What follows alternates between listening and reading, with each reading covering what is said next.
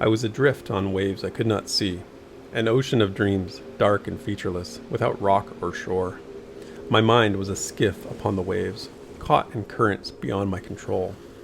I must find the horizon, I thought, a way to plot a course, a way to awaken, though what I needed to remember I could not say.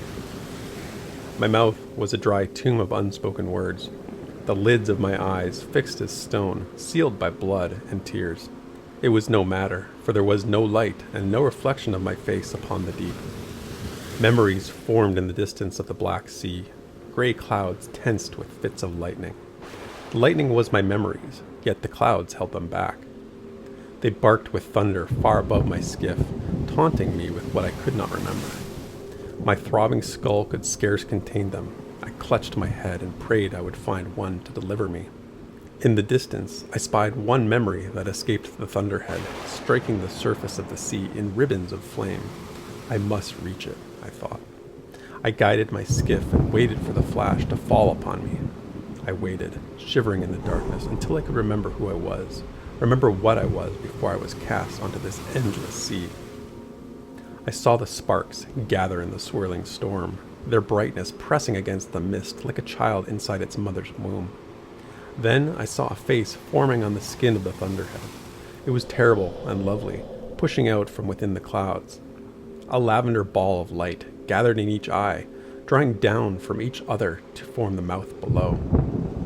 I knew that face upon the storm, yet I could not recall her name. Her mouth opened as wide as the heavens, brimming with lavender and lightning.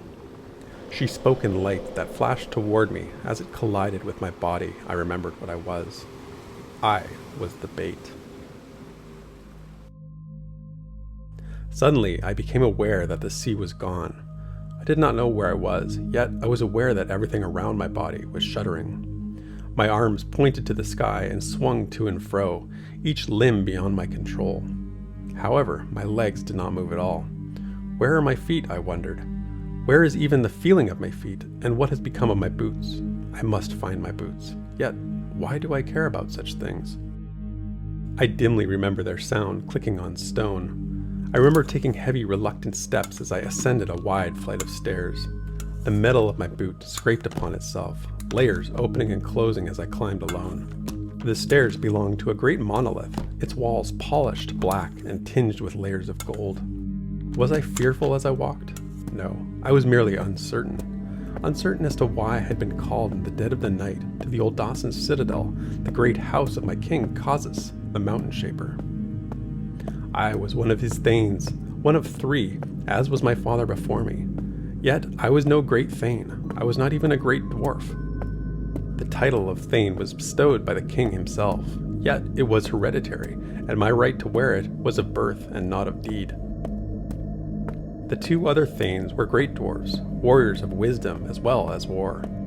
I was merely the son of their brave friend, nothing more than a child of their ill-fated brother. Thus, every time I entered the cavernous halls of the citadel to meet with them, I earned neither laughter nor scorn. I was given little but silence and observation. My own siblings were spectacular dwarves in their own right, though each was deemed unfit for a thane. My brother Vitreus was a wild beast of a dwarf, the hairs of his beard and the mane of his head never taking a braid. His black hair spread in all directions, as if charged with sparks, untamed as the boy himself. As a child, he drew the ire of our mother and the concern of our father, yet as a youth he became even more unyoked from tradition. Often he fled Cadassa in the middle of the night, heading for the endless winter of the tenebrous tundra. I would follow my father into the tundra after Vitreus, shouldering our supplies and the great horn of our family.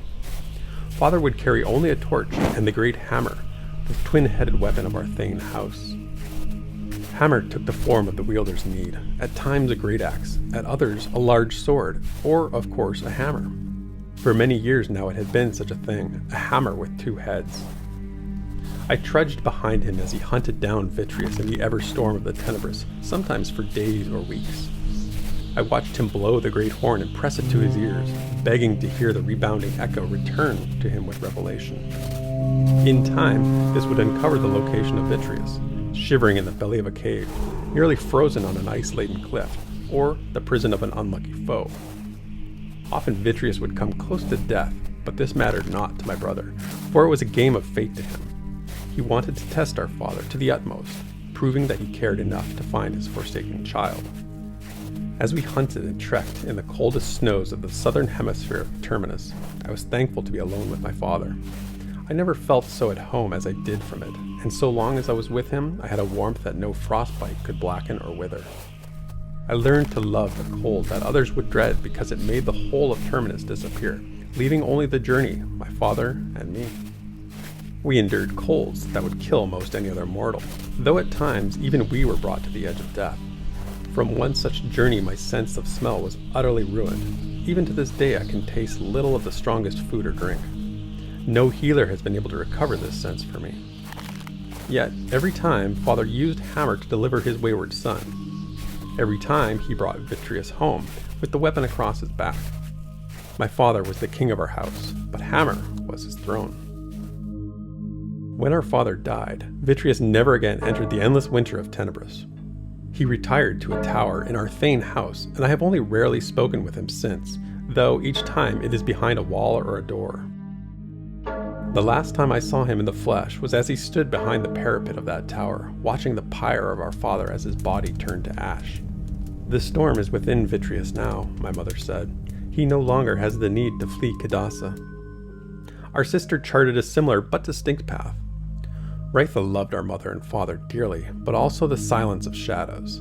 She held no desire to carry the mantle of Thane. In truth, she hardly had the desire to be a dwarf at all.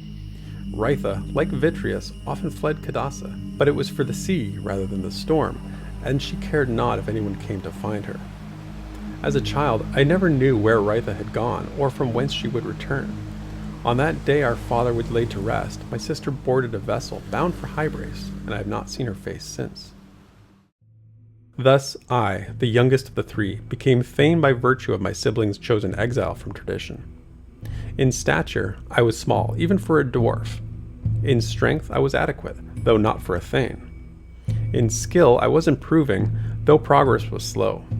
My memory was always keen, more so than my body, yet there was one area in which I excelled above all others, owed to those harrowing, beloved treks with father. I was at home in the coldest of colds. I remember the night our King Causus welcomed me into his antechamber in the citadel, the black stone walls as smooth as the obsidian sky, glimmering with torchlight like a canopy of stars. He wore long, grey robes, humble and undivine, yet unable to mask the tenor of his high mortal state. My armor made a calamitous sound as I entered his presence. Dothe. His voice rolled across the spacious chamber like water rushing across a bed of dry rocks. Dothe. Yes, that was my name. And my king was speaking to me. I did not know I was cold until I drank of his warmth. Did not know I was anxious until I felt his serenity. I fell to one knee, yet the change in his breathing told me I ought to arise as quickly as I fell. He rose from his tall hexagonal chair, the soft luminance of his hair and skin going with him, his bare feet bathing the obsidian floor in a golden hue. Sit at my table, he invited. We must not keep our guest waiting. Guest? Had I missed someone? Dothe. My Lord Kazas spoke as he sat, his very words turning my head to the end of the long, pristine table. This is Beliris. The Mother Mage, I cut him off in a reverent whisper.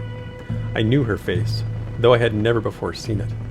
Dark as the black sand sea that bordered Suroa, lavender lines of light rolling from her mouth and eyes as if drawn by an artisan. Those bold, crystalline eyes, shimmering as they turned toward me, gripping my throat and refusing to let me breathe. I swear upon Hammer that I would have suffocated before my high mortal king if she did not allow me to inhale. It is my honor, Lord Dothane, Beliris spoke. Her voice carried the distinct Archai-twin resonance, an echo within the voice itself. Yet, whereas in other Archai I had known the resonance sounded like a simple echo, Beliris's voice was like two people speaking at once. The second even more composed than the first. I swallowed hard and barked several coughs, drops of spit defiling the air and wetting the braids of my beard. I have 3 such braids, though my 4th will be finished within the year. My lady, I replied between huffs, the honor is mine alone. She studied me until I gained composure, not unlike observing a small animal struggle in the water and picking it up just before it drowned. King Causus did not seem to notice the exchange. You are the hammer of my 3 thanes, he continued. I have chosen you to begin a great journey. This was the first time I laughed at a god, or rather, at one who was once a god, but chose to forsake his immortal life to rule his people in the flesh. The flesh, and also the fat, as my body often reminded me when I bathed. My apologies, Lord King, I began. I am not accustomed to such an offer. Perhaps it is one of the other 2 thanes the Mother Mage is seeking. Ulthane has many victories under his banner. Adothane has unrivaled wits. No dwarf can match her knowledge of riddles or runes. Or one of the Jothamites, Jordu or Jagir. You will accompany Beliris on her journey to find the dawn. His eyes were upon the Archai as she nodded with slow and deliberate poise. Yes, of course, my king, I stammered out, thinking only of my insolence at discarding his initial command. And where shall we await the coming sunrise? The Mother Mage and Kazas, king of the dwarves, turned to me as one, their faces kissed by amusement. We speak of the dawn, not the sunrise, Beliris emphasized. Arakamel, the ogre direlord. I choked on breath once more. Arakamel? I gasped. My exasperated words must have seemed to hang upside down from the roof of my mouth. The dawn? The clanless ogre? The scourge of the black moon? Why would we seek him? The torches of the great antechamber flickered as I finished my objection. Suddenly, the luminance of Kazas was gone, and with him all fires of his citadel went out with one long breath. My vision darkened and the memory of this night faded to nothing. I was alone on my skiff once more. The storm waters are raging and my own voice shouted at me from the endless horizon. Where is that monster? I muttered in a stupor. Where is that homeless horror? The head of Beliris' face angled down at me from the clouds, snaking towards the skiff like a serpent. Ka Kalar, Beliris' echoing voice whispered as her lavender eyes approached me in the void. Arakamel dwells in the petrified forest of Ka Kalar. I was snapped awake by pain. My armor had been stripped from my body, showing bruises and lacerations only just beginning to clot. My muscles tensed and bound up at the slightest movement, not at all helped by my body's constant drift. The armor was strewn about the moist ceiling above me, pieces pulled off with enough care to preserve them, yet not enough to clean them. How did they sit so easily upon the ceiling, I wondered. My feet still could not move, and I seemed to be trapped within a cave with walls that trembled every few moments. There was a stench in the air, more violent than the tremors. If my sense of smell had been that of a normal mortal's, I should think I would have lost consciousness as soon as I returned to it. There must be a mass grave nearby, I thought, somewhere beyond the corner of this corridor. I struggled to see farther ahead, my vision slow to return. The cave walls must surely open into some great pit of rotting flesh, or a bog of acid that slowly digested the unfortunate. The toxic air of this pit was burning the braids of my beard, which floated curiously, despite many weights woven within them. Yet somehow, I knew this stench would greet me when I awoke. I knew the tremors would shake the walls of this cave, even that my beard would float in the air, despite the metal weights bearing the names and titles of my forefathers. I knew this all too well, did I not? Yet, why was I so lost by seeing it all given flesh? What was missing in my mind, I wondered? What could I no longer recall? Perhaps in the corridor of my memories there waited an answer, lurking like the beast that no doubt dwelt within these tremorous walls.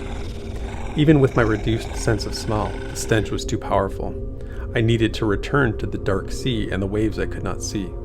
I needed to sit beneath the thunderhead and wait for a memory to strike once more. And on the dark sea, one memory reached out to me, even stronger than the first. The day we found the dawn.